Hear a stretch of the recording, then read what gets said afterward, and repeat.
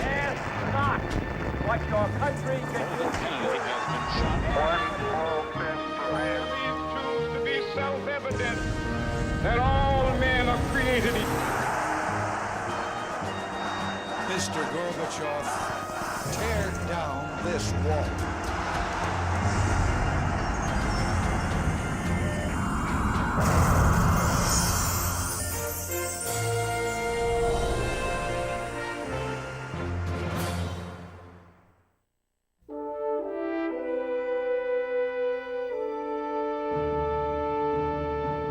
New York City's Great White Way, Broadway. Throughout the 1920s, the nightlife here glittered. Bands played, liquor flowed, and everyone who was drinking it was breaking the law. In the first month of the new decade, the 18th Amendment became the law of the land. The sale and consumption of alcohol was now illegal.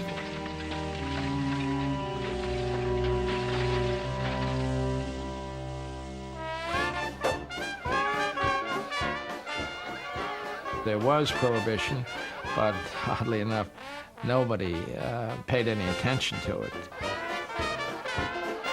You went to people's homes, they served dreadful things called orange blossoms, which was gin and orange juice. Revolting. And bad gin at that. Liquor was now sold behind closed doors in places called speakeasies. Proprietors took the risks and reaped the profits. It was good money in them days. I was 15 years old. I was riding around with a Nash convertible. We had 4 speakeasies. One by the Daily News, one by the Daily Mirror. You had a peephole, you let him in. Okay. A guy had to explain who he was, and he'd show you an ID or something, and you let him in. You got to know it was like family after a while. Every corner had a saloon on it. Of course, you know, they were never raided by... The cops were a big part of that business, too. People wanted to drink. It was a great game. It became a dangerous game for the high-stakes players. Battles between rival gangs for control of illegal liquor territories riddled American cities with mushrooming murder rates. Prohibition's aim was to sweep liquor off the city streets. Now they were flooded with gangsters and guns. I used to carry 2 persuaders myself. You had to have them, or else.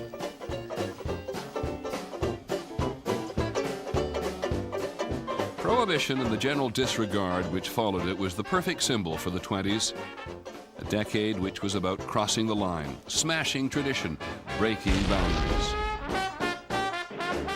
As modern America came of age in the 1920s, boundaries of all sorts, technological, geographical, and social, were shattered.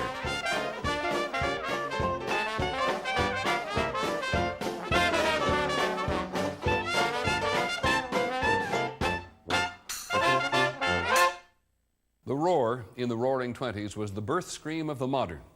America was now about to leave behind the formative experience of its rural past and embrace the promise of an urban future.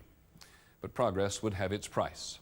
A sudden, wrenching departure from the certainties of the traditional and the familiar, spread by an emerging mass media, movies and the radio. Things that seem old and familiar now were just beginning to take shape in the 1920s.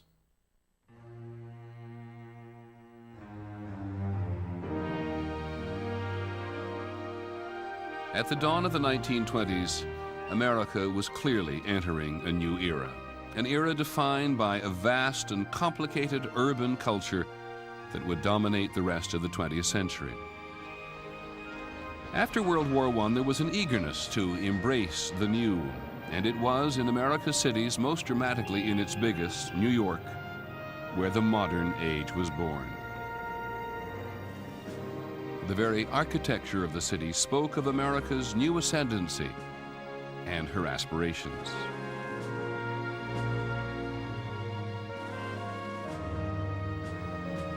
The skyscraper was an example of the new form achieving a kind of thrilling scale and nobility. more people worked there than lived in the average small town in America.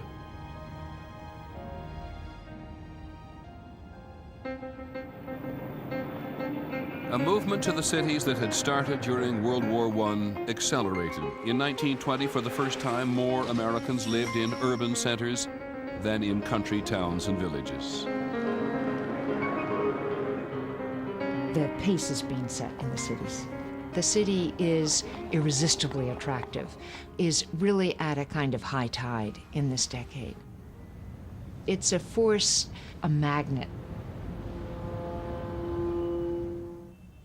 The very names of New York streets would become synonymous with progress and innovation. Broadway would represent the best and latest in American entertainment. Madison Avenue would come to stand for the bustling new business of advertising, which was uniting the nation in a set of shared fantasies and desires. And Wall Street came to represent the decade's expanding economic opportunities.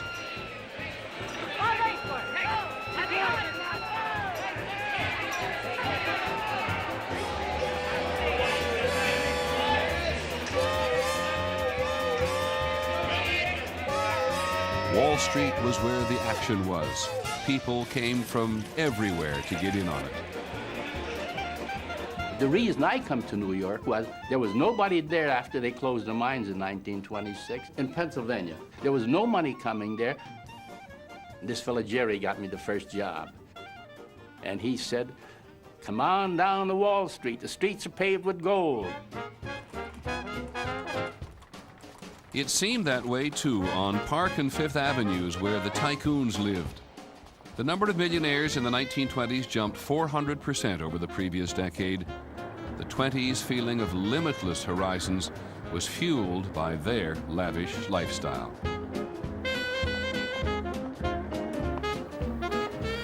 Our family had a house at 934 Fifth Avenue when I was growing up. We had a place in Tuxedo Park and a house in New York, and then we used to come to Southampton in the summer.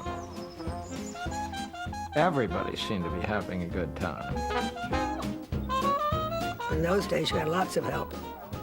You had a cook, you had a kitchen maid, and you had a laundress. And then you had a parlor maid, a chambermaid, and mother's maid. How many does that make? 6, but I think there were 8, actually. Terribly nice people. Almost everybody had a boat. I recall in the 20s, you would see a harbor filled with yachts. I mean, really filled, almost gunnel to gunnel, and we didn't refer to yachts as such unless they were 100 feet or over.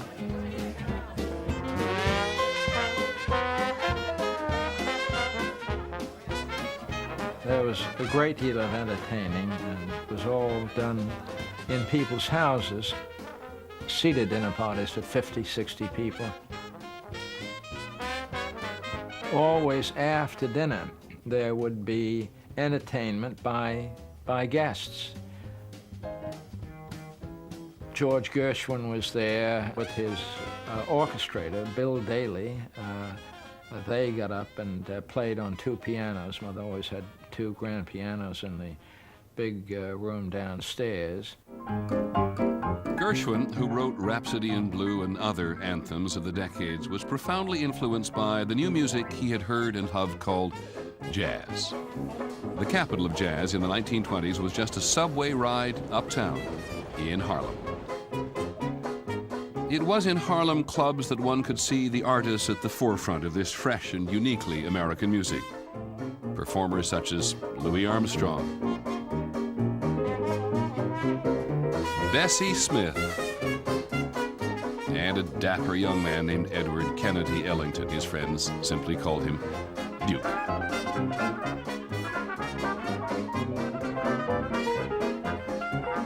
Duke was the essence of what black music was all about.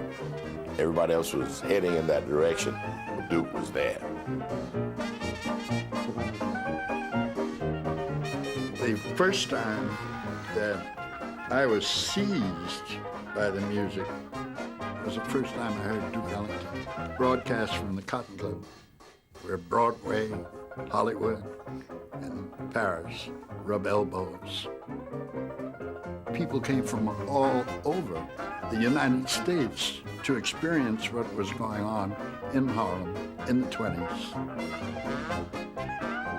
I was young then, and often we went up to Harlem at night to dance and everything. We all saved up for months to get the money to go out to a nightclub. And of course, the music was wonderful.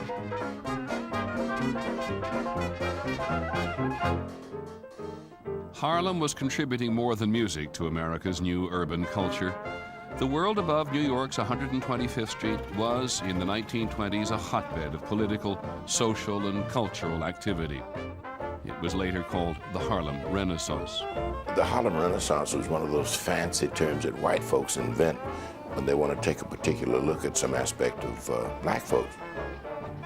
I don't think black folks run around saying, well, we're going to have us a renaissance or something like that, but it was a holiday of the spirit. In Harlem was born this idea of the new Negro, someone who stood up for the Negro, who advertised his and her contributions to American culture, who was proud to be black. Harlem was the end of the line, the promised land, the place where all our fantasies came true. If I had to choose between heaven and Harlem, Harlem, of course, would win every time.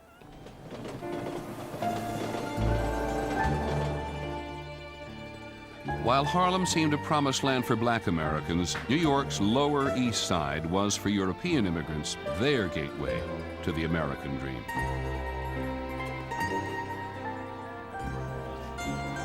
We were blessed because we were in America. My father came from the Ukraine. He went to work in New York City and worked in a factory where they blocked hats, men's hats.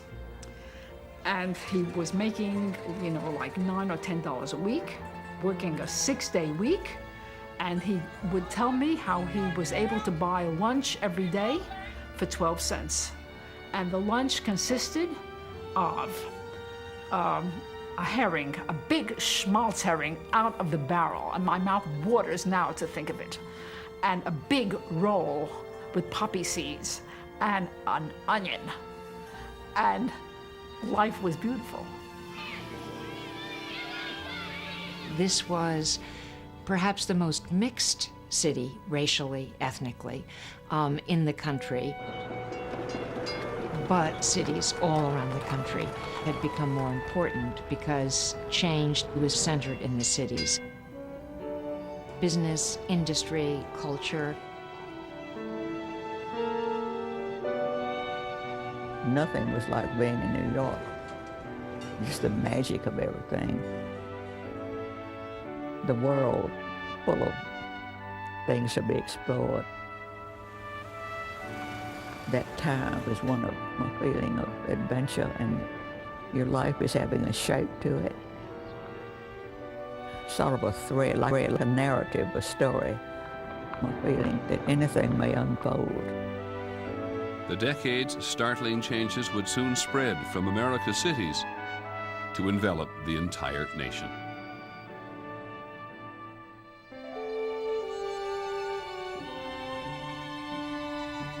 Far from the speakeasies and the dance halls and the nightclubs, there was another America in the 1920s.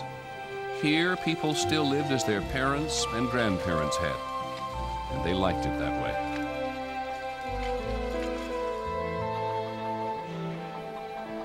In the early 1920s, this was a quiet, easy life. Neighbors would come over, what we call the front porch visits. And that's where there would be discussion, maybe a little gossip. Throughout the 1920s, new technologies would transform daily life. At the beginning of the decade, most Americans lived without electricity. When night fell, only candles and lamps held off the darkness.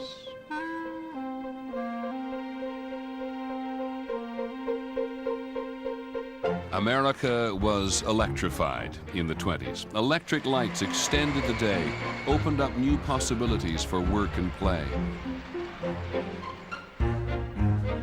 That surge of new power came first to the cities. And by the decade's end, the majority of American homes had electricity.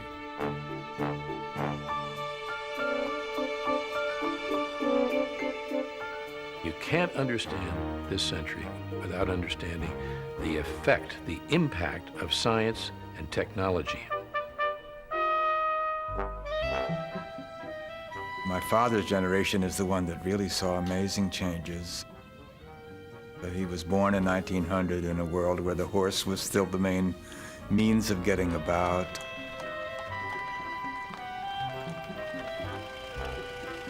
The car seemed to me more revolutionary in a way than anything that's happened since. Totally changed the kind of space we live in, really. The car would give Americans a sense of autonomy and freedom. The freedom to escape their city or town, to go away on a vacation, or simply on a day's outing. By mid-decade, the government was spending more than $1 billion on the construction of highways, bridges, and tunnels. The beginnings of a national infrastructure which knit the country together.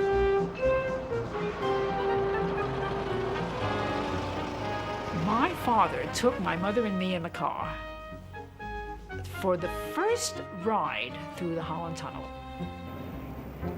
This was opening night. All the cars were lined up to go through the tunnel. I was petrified. I cringed. Suppose the water leaks in. How did they build the tunnel under the water? Where's the water? And I imagined as we were riding through the tunnel that I heard the waves overhead.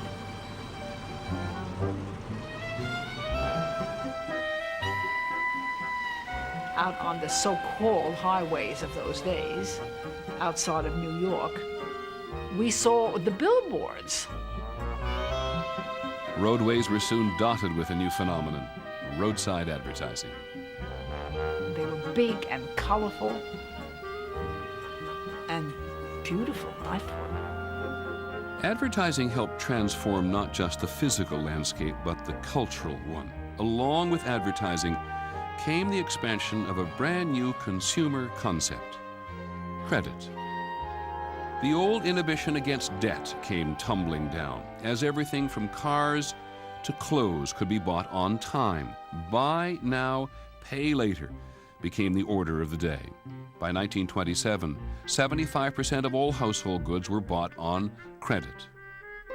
And in the last years of the decade, the item desired most was the radio.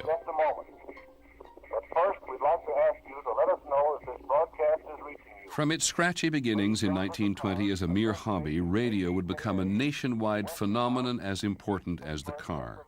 Young radio enthusiast Albert Sindlinger was there at the birth of modern radio. In 1920, the night station KDKA, broadcasting from a factory rooftop in Pittsburgh, transmitted the results of the presidential election. One of the gentlemen was reading the election returns. He got sick, so for about 35 or 45 minutes, I read election returns. Nobody had any comprehension of the significance of what was going on. But don't forget, there were only a couple of hundred listeners. Within 6 months, every store in America, even grocery stores, were selling radio sets. Suddenly all Americans were listening to the same things, laughing at the same jokes. It was a kind of communal exercise here, and very much a strengthening of your notion of what it was to be an American. Along with, and sometimes propelled by the great technological leap in the 1920s, social patterns in place for decades also began to shift. Nowhere was this more obvious than with the changes for American women. An expanding job market had given more and more women careers and the disposable income to do with what they wished. Throughout the 1920s, women would assert a newfound freedom and independence, and nothing symbolized it more than the 19th Amendment. In 1920, after 81 years of agitation, women won the right to vote.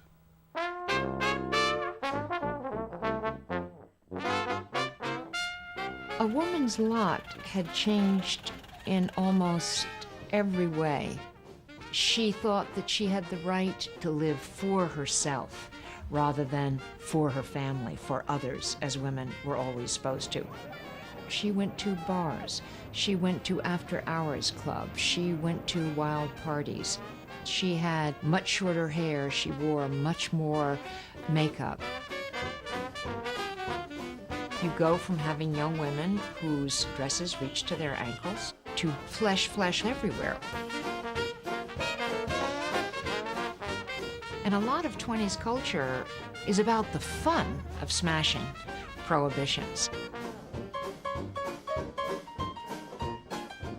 The more daring women of the day were known as flappers and vamps. Sure, I remember flappers. They were all over the place. I mean, they were older than me. But, you know, when you look at the flappers through the eyes of a young guy, wow, whoa. I think a flapper was the type of young woman who just wanted to see how far she could go and then would stop because she'd be afraid to go too far. And a vamp didn't care how far she went.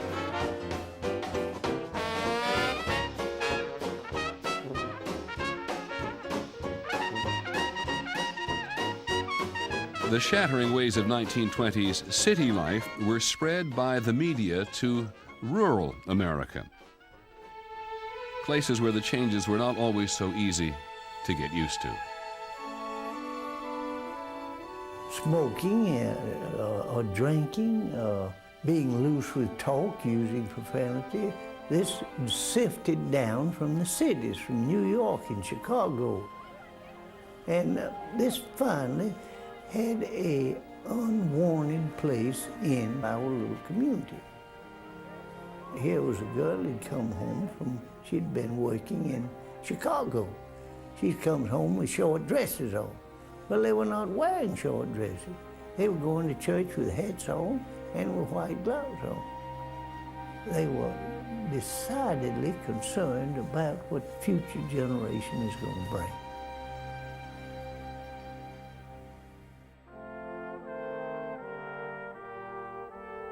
This country was founded on a respect for God and a sense of righteousness and keeping of the Sabbath day, and people brought their children up under discipline and under the reading of the Scripture. And all of those things were part of the things that bound us together in America. The people were solid. We had church going and very little crime and so on.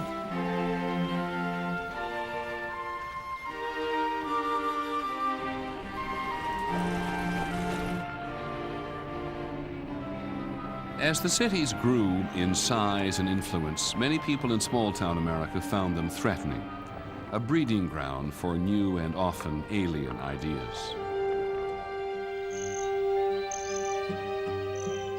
In one small American town, the forces of traditional religion and modern science would clash in a battle heard round the world.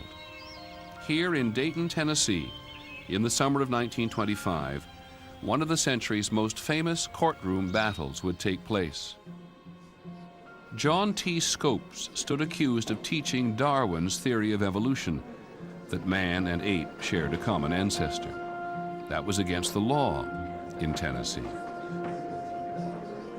The Scopes trial attracted the best legal brains of the time. William Jennings Bryan, 3 times presidential candidate and a Christian fundamentalist himself, came to prosecute. Clarence Darrow, the celebrated Chicago trial lawyer, came to defend Scopes.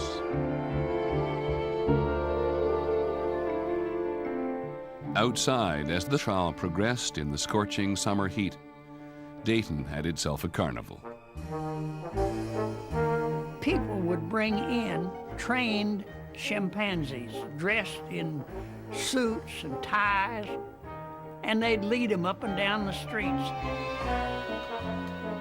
Read Your Bible was everywhere in town, posted up on the street, across the street, banners. And you walk maybe 100 yards this way and you'd have a street preacher. I didn't know what he was preaching about. And you never saw the same people twice.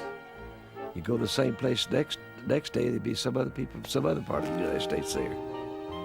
But it was a lot of hoopla. I enjoyed it. The Scopes trial became emblematic. Everybody had to make up their mind. People who'd never been to Tennessee, couldn't even find Tennessee, had to think about this question. Do I believe in modern science? At times, it seemed that the whole world had converged on Dayton. The aisles were filled and the walls were lined with newspaper people from England, from Spain, from France. We had so many newspaper people there that you couldn't stir them with a stick. When all the hoopla ended, John T. Scopes was found guilty and fined $100, a ruling later overturned on a technicality. What Scopes represented and what the world came to witness was a colossal clash of ideals. The cool reason of science seemed to threaten the deep and abiding roots of religion. It was one thing to replace the family mule with a Model T, but quite another to trade Matthew, Mark, and John for Einstein, Freud, and Darwin. For many people, these were confusing times. And what may have been the most unsettling about the pace of change in the 1920s was that people really wanted both the benefits of the future and the familiar comforts of the past.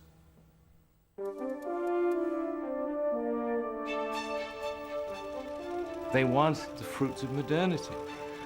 They want automobiles, electricity, radios. And at the same time, they want it to remain 1850, and they know they cannot have both. And this creates a psychological tension within American society that is then looking for somewhere to go. And it goes into hatred towards immigrants, hatred towards people who are simply different. It goes into intolerance and into the Ku Klux Klan. Ku Klux Klan membership soared to 4 million in the 1920s. Almost everybody that was a good citizen in the South was a member of the Klan. I think they were encouraging morality by turning the light on immorality and deceit and unfairness. It created a great deal of, I'd say, consternation and debate and so on. They were not just opposed to the blacks, but they were opposed to the Catholics and the Jews or anybody else that came somewhere. Going to people's houses and calling them out and insulting them and whipping them and things of that kind. This was not just peculiar to the South at Alabama, it was nationwide. The Klan was actively recruiting in many northern states. My father was asked if he would like to join the Ku Klux Klan. He grabbed the guy by the collar and threw him down the stairs. 3 nights later, almost directly across the street, there was a large cross burning. I still can see it in my mind. It was a dreadful, horrifying experience. My mother said, it's just as though they're guarding the gates of hell. Those white people who catered to us and were in sympathy with us, they caught hell too. James Cameron was living in Indiana when he and 2 childhood friends were seized by a Klan-inspired mob, enraged by reports of the rape and murder of a white couple. Many of them out in the crowd had the robes and hood on too. And then the leader said, take all these niggas out and hang them. His 2 friends were lynched. James Cameron barely escaped with his life. They put a rope around my neck, and they threw the other end over the tree. And I kept crying and hollering, I haven't done anything. But before they could hang me up, a voice said, take this boy back. He had nothing to do with any killing or raping. I looked up to heaven and I said, Lord, have mercy.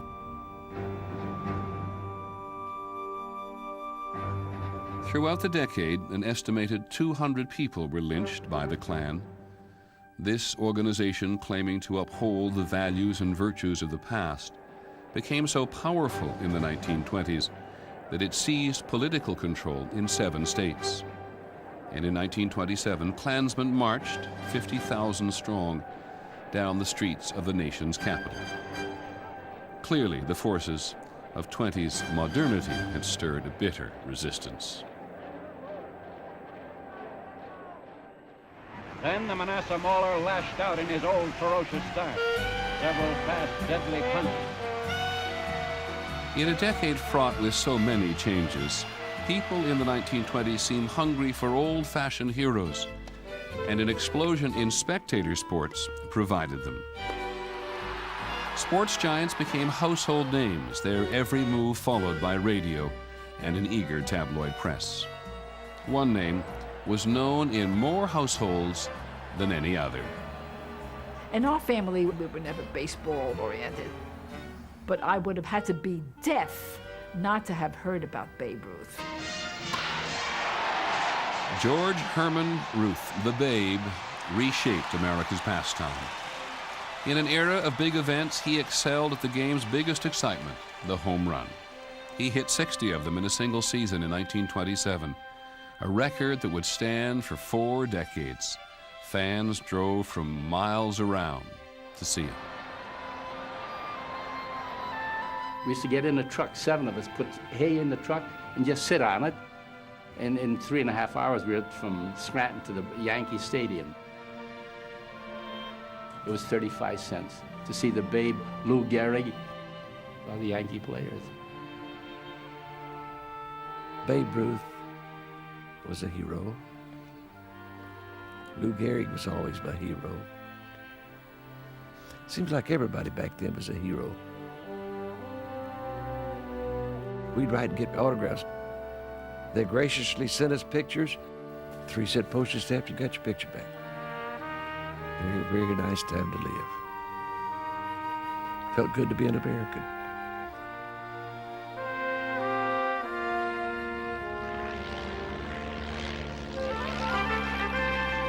The public's fascination with flying in the 1920s seemed fitting for a time when even gravity couldn't hold down progress, and when every boundary seemed just waiting to be broken.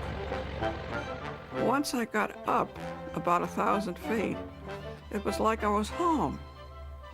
And that's the only way I can describe it to you. I was home. I'd never wanted to be anyplace else. In 1927, one pilot would put aviation and himself on every front page in the world. On a misty May morning outside New York City, a plane called the Spirit of St. Louis was ready to take off for Paris. No one had ever flown solo across the Atlantic before. 6 others had tried, failed, and died. Ready to take the chance this time was Charles Lindbergh, the 6'2" son of a former congressman from Minnesota. Thousands of people came to watch him take off.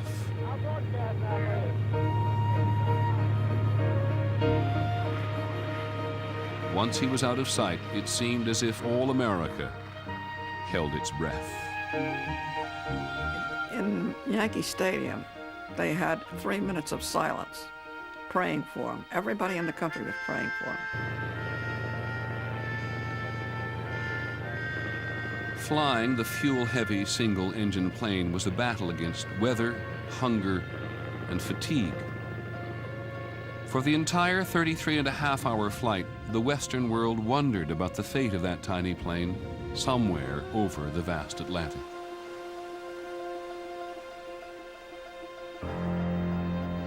It was a Saturday night They hadn't heard from him for a long time. And I was walking up 125th Street and someone shouted, "They found him."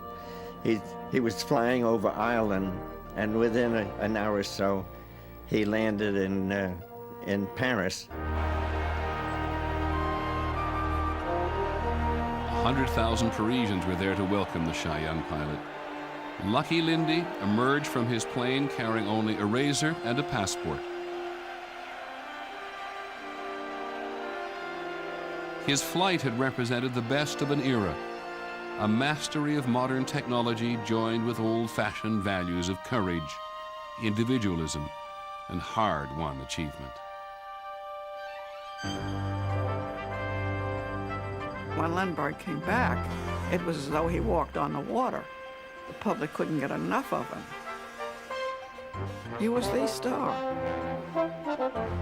There wasn't a woman in America that wasn't crazy about him.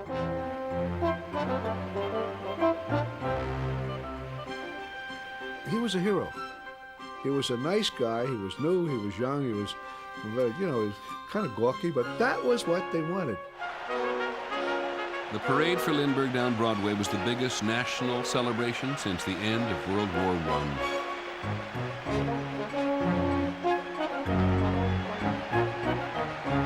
Everybody became Lindbergh. They became the person that he was and represented. It was great. It made a big impression on me. It was very exciting for all of us because we realized that a young man could do great things.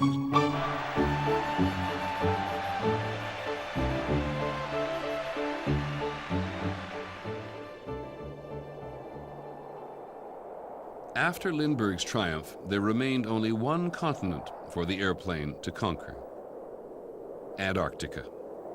The frozen and forbidding landscape at the bottom of the world was the boundary one of the century's great explorers, Admiral Richard Byrd, set out to break. His goal was to fly over the South Pole. His expedition was flooded with young and eager volunteers, all of them wanting to be heroes. Admiral Byrd was going to select, I forget how many Boy Scouts to go to the pole. Now, I was about 12 at the time, and I was nominated as one of the guys to go. Now, this was a big thing. It was in all the papers. So I come home and says, "Ma, what do you think? I'm going to go to the North Pole with Admiral Byrd." She says, "You can't go." I says, "Why?" She says, "You'll catch your death of cold." I never went. My cousin went instead. Amazing, isn't it?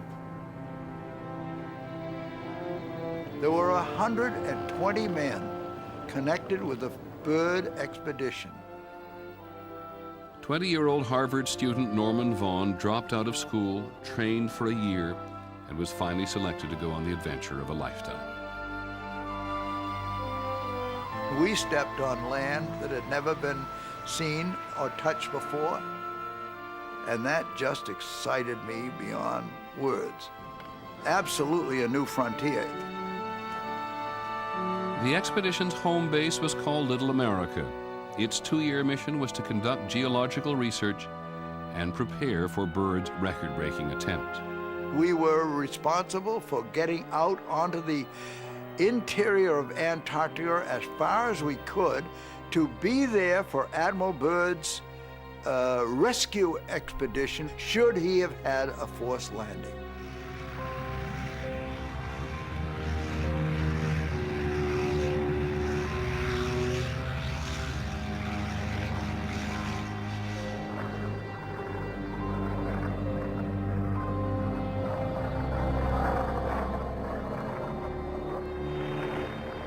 Just after midnight on November the 29th, 1929, Admiral Byrd's aircraft flew 500 feet above the geographic South Pole. He dropped a stone wrapped in an American flag. Americans and their airplane had reached the ends of the earth.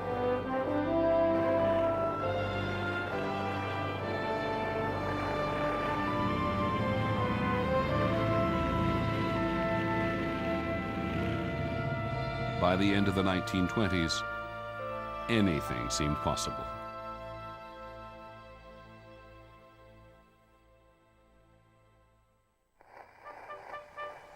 The most extraordinary thing about the decade of the 20s was a pandemic air of optimism, a feeling that the future of the country was unlimited.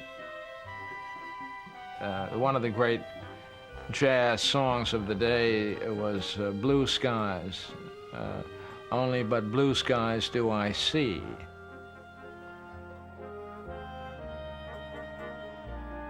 The president promised blue skies in the country's future.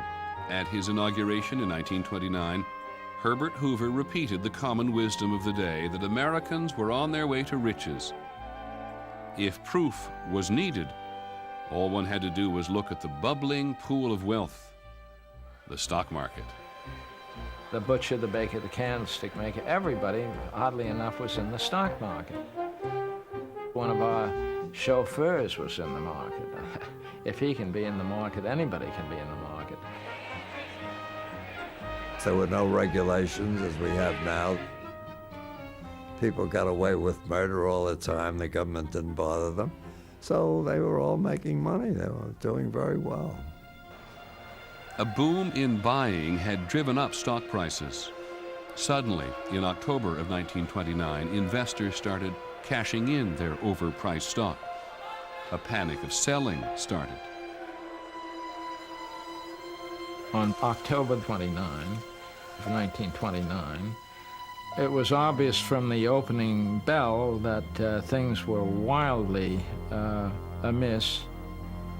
At 9:30, there was a rumble on the floor. One of the page boys said, "Hey, Mike, look at the sell orders coming out of those phones." The wheels really started to come off. The stock market went into a free fall. Crowds gathered in the street outside of the exchange. At 3 o'clock, the bell rang and that was it. More than $30 billion in paper value simply vanished that day as the stock market crashed. The famous word, the crash. Overnight, it was like bombs fell.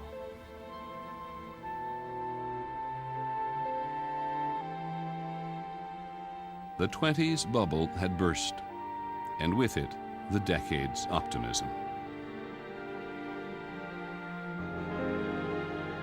People lost every penny that they had. Nobody had any pensions. There was no Medicare, Medicaid, Social Security. If people lost their money, that was it. They were down and out. People jumped off the George Washington Bridge, which had only just then, not long ago, been built.